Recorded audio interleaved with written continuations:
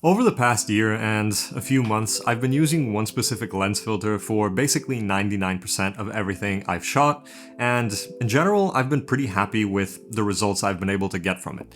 And the filter that I'm talking about is my mist filter. Now, for those of you that don't know what a mist filter does, it's basically a piece of glass that you screw on the front of your lenses, and it takes away some of that overly sharp digital look that modern day cameras have a tendency of producing, because in my opinion, it just looks artificial and a bit too clinical.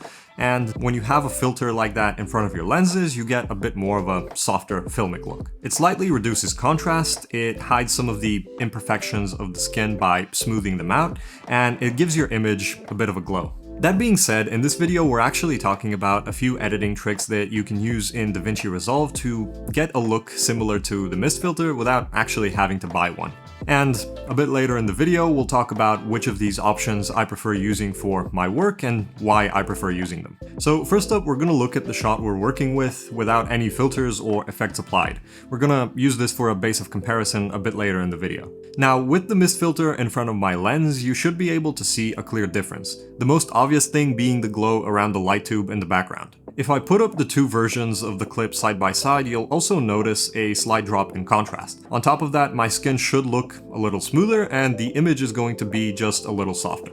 Just keep in mind that for the editing tricks I'm about to show you, we're pretty much trying to match the look that this 1/8 filter gives us. Now, if we hop over into Resolve, I'll show you the first way to get this done in editing. Honestly, this isn't a method that I'd recommend too much because it's kind of inconsistent and a bit hard to make it look right. It can look pretty good on some clips and absolutely awful on others, plus it's also the most heavy-handed of these. The reason I'm showing it to you is because you might be able to use it here and there, and if you spend a bit of time tweaking the settings, it can be useful. So we've got our clip in the color page and I haven't done much to it. I've just converted it from S-Log to Rec. 709 with a phantom LUT, and then I dropped the exposure a bit in the first node to get it looking the way I like it. Now, the first technique we're going to look at is using a layer mixer and the Gaussian blur effect. First up, for this, we have to set up two nodes by hitting Alt and S to make one, and then Alt and L to make another one under it, and a layer mixer after the two. So now we're going to go to our effects library in the top right, and we're going to look for Gaussian blur.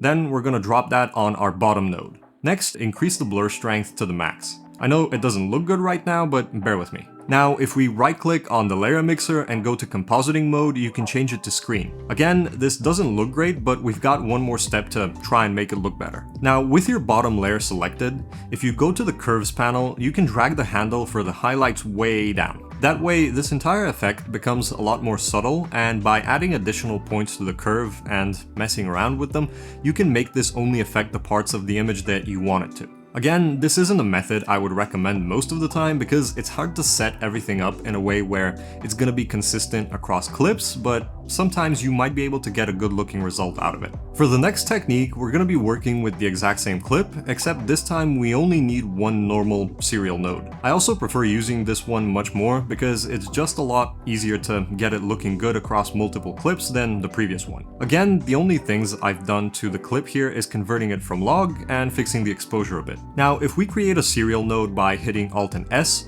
we can go to the effect library and look for the glow effect. You want to drag this onto your new serial node. Now, we can hop over to the settings on the right and from the drop-down menu select glow alone. That way, it's much easier to see what you're doing with all of the settings that we're about to change. I know this looks really weird, but don't worry, we're only using it for a bit while we set things up. Now, the two main settings that we're working with are going to be shine threshold and spread. The higher the number is for the shine threshold, the less of the image this is going to affect. The lower you drop this slider, the more the effect is going to be visible. Keep in mind that the shine threshold slider always looks at the highlights first, meaning once you start pulling it down, the effect is going to become noticeable around the brightest parts of the image first. So you mess around with that until you start seeing the glow take shape. Then, using the spread slider, you control how far you want that glow to go from the source. I personally recommend keeping these subtle, but you're free to deep fry your image as much as you like. Then, once you're happy with how the settings look, go back to the drop-down menu at the top and change it back to glowing image. This looks like trash, but now you go to the composite mode menu and change that to screen, and now it actually looks decent. So as one final touch, you can go to the global blend at the bottom and decide how bright you want the overall effect to be. I almost always drop it a bit when using this method, but it's up to you. So now, while I talk about what I think of each of these options, I'm gonna have them all up on screen so that you can compare what things look like. Honestly, right off the bat, I have to say I will always personally prefer using an actual real mist filter on my lens instead of any of these techniques. While you can get a sort of similar result with editing, I just think that the lens filter will always give you a much more consistent look across all the different situations you might need to shoot in.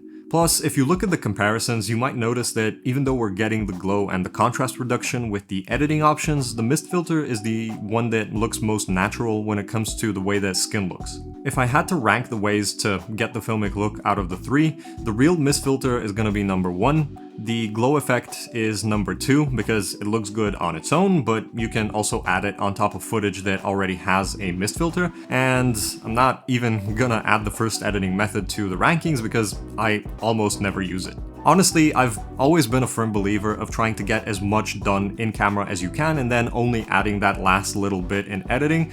So if I'm really in a pinch sometimes, I might use one of these two techniques, but in general, if I have the option to choose, I'm always going to go for a real mist filter. I guess the only thing that the editing techniques might have over using a real mist filter is the fact that if you're doing everything in editing, you can choose to just not have it on your footage, whereas if you're using a mist filter, it's gonna be baked in. So if you're doing something for a client and they end up not liking the way that it makes your footage look, there's not really much you can do about it. That being said, you shouldn't really ever fall into a situation like that because whether or not you use any sort of filtration in front of your lens should be something that you kind of decide in the very early pre-planning stages of any project that you're working on. Anyways, I hope you enjoyed the video and you were able to learn something new. As always, thank you for watching until the end, and I'll see you on the next one.